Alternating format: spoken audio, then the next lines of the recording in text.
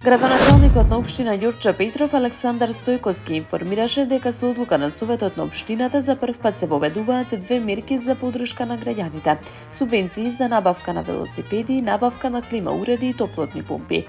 За субвенции за велосипеди во буџетот на општината за 2025 се издвоени 500.000 денари.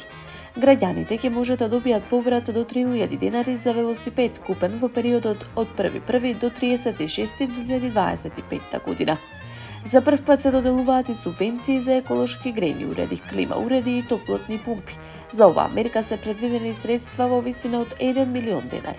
Граѓаните кои заменуваат постоечки нееколошки уреди ќе може да добијат до 15.000 денари за клима уред и до 21.000 денари за топлотна помпа, напиша Стојковски на социјалните мрежи. Тој посочи дека овие мерки имаат за цел да го поддржат еколошкиот и здрав животен стил, како и да поттикнат премин кон почисти и поодржливи извори на енергија.